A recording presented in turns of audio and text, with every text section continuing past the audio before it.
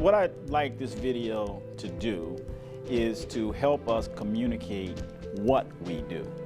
And what we do as an organization is we connect minority businesses to large buying organizations. And so large buying organizations are very difficult for any supplier to break into. What the council does through our relationships and our own network is to speed up that process for certified minority businesses. We've often sort of measured our success in terms of contracts between the minority businesses in the council and the corporate members.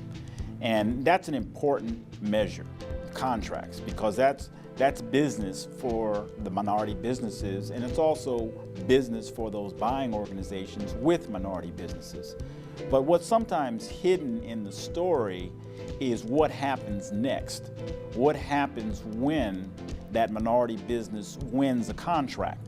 They have been the conduit, if you will, between getting minority businesses together with large corporations and really targeting the right matches, if you will, so that there really can be some value for both the corporation and the minority business. It's not a do-goodism anymore, it's about value. Over the years, I've seen the council grow, change, certainly inspire me, help my organization understand the value that it can provide to me as I'd say a mid-level corporation. I'm certainly privileged to work with some of the largest Fortune 50 and Fortune 100 companies in the world.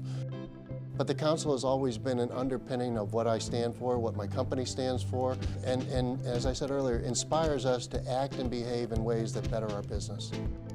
In the past, the council has connected us with decision makers or sourcing offices of big accounts. We enter a particular segment, through a connection of the council. We're talking about 3 or 4 years ago. It has become one of our largest customers. And since this was a new segment for us, it also opened for us new avenues or new opportunities. The council has evolved over the years from my perspective, from 30 years ago being an organization which simply made introductions to currently an aggregator of resources that minority businesses need to really grow to scale. I do see the council positioning itself to be a strong contributor to economic development. The way I see it is it's like a platform that gives a small, diverse business like ours a ability to see more roads or more avenues on how to grow and improve. And I feel that those are the kind of things that are critical and are important to really help MBEs grow and become more successful and more impactful and really be able to bring more value to their corporate customers. For the Greater New England Council, the economic impact that it has on the MBEs, not only for my company personally, but all for other MBEs, is its advocacy roles in a lot of areas, especially in this climate today. With government cutbacks and push downs to other areas, it has to be our advocate with local government, with state government, and within the region. The council has not only been involved in those advocacy roles with government, but is playing a much greater role. We are not only in Washington, but especially in our local and state governments. The economic impact for a lot of those large corporations has seen them consolidate so many suppliers. So one of the things the council has done a great job on is the educational side of talking to MBEs and how they can connect together, jointly coming together and how to solve some of those larger corporations' challenges. The attraction to companies like mine, it's certainly very easy for someone to say, well, I belong to the council because it's the right thing to do.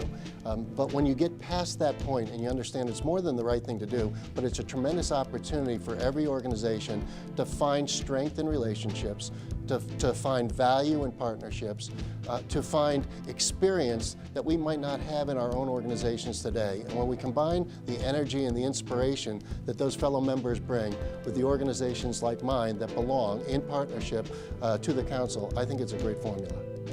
Hopeful I am, but I think we can't ignore the realities.